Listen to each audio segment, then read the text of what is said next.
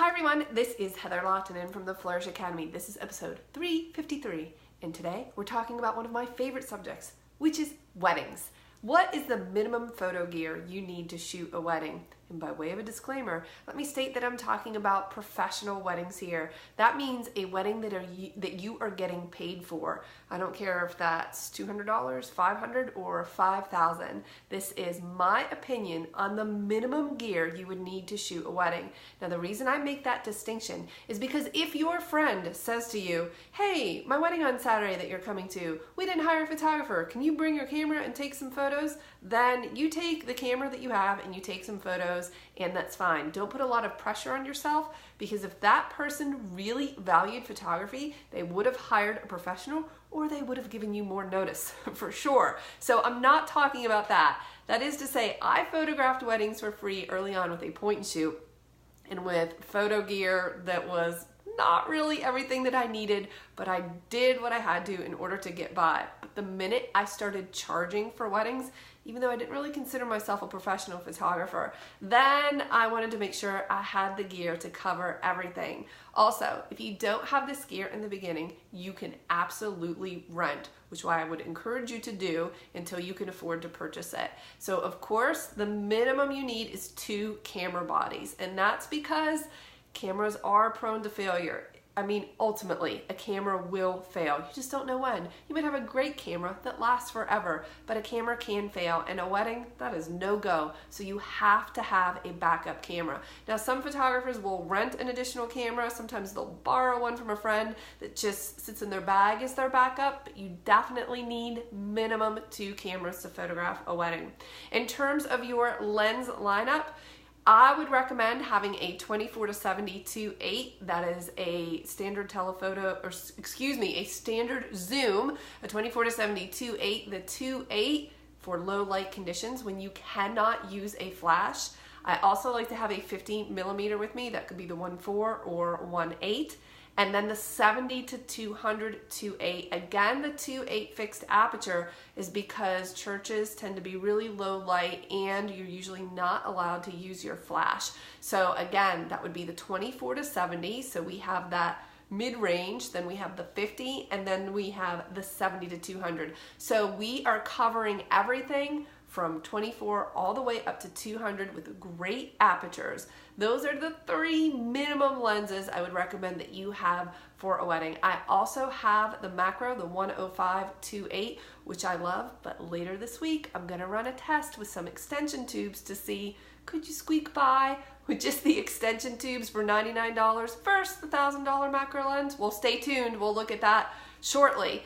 In terms of flashes, I would recommend that you have 2 flashes. Again, this is about backup and redundancy.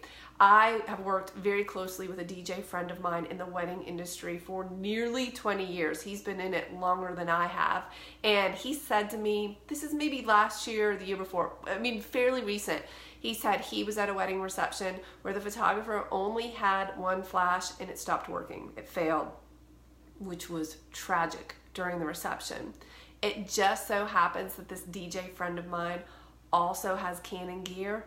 Actually, I sold him some of my Canon gear back in the day, and he had one of my old 580 EXs, the Canon, and he let her borrow it, and she was able to photograph the rest of the reception with his flash, my old flash. Isn't that crazy? So make sure that you have backup flashes in addition to flashes and cameras. So we have 2 cameras, we have 2 flashes.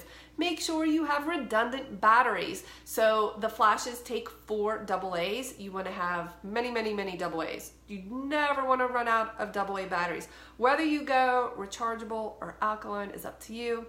I foresee a video where I talk about that because I have done both extensively. But you definitely want to have backup batteries. I actually use battery packs on my flashes that I wear on my belt. They have 8 AA's in them in addition to the 4 in the flash. That way I'm running off of 8. My capacitor recharges faster so I can take more accurate exposures. That's how I enjoy doing weddings, but that's not necessary, and that's what we're talking about today.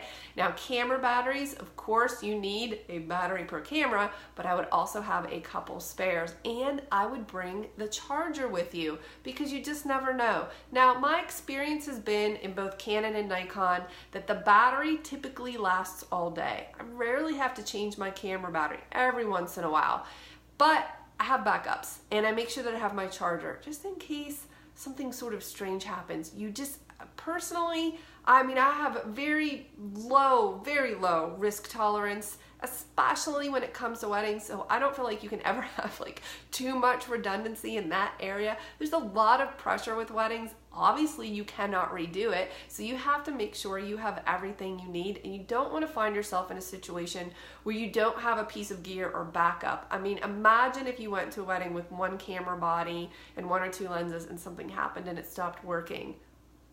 What would you do? I just can't even explore that scenario in my brain because it makes my head want to explode.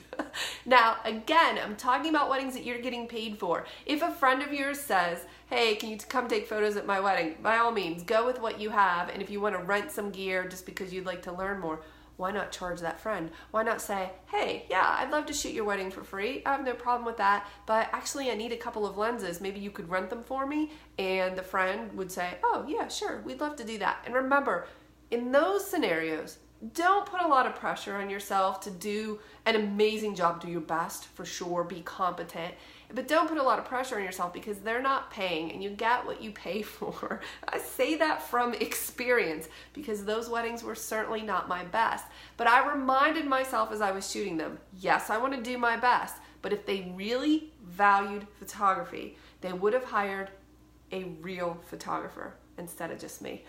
So I hope that you found this useful. If you photograph weddings, could you please comment below and let us know what gear you have? What is your redundancy? What is your risk tolerance? How do you feel? And Donald says he has the 1DX Mark II, and it was so expensive, it better not fail. I agree with you, but I'm sure that you have a backup as well, just in case. I'll see you in the next video.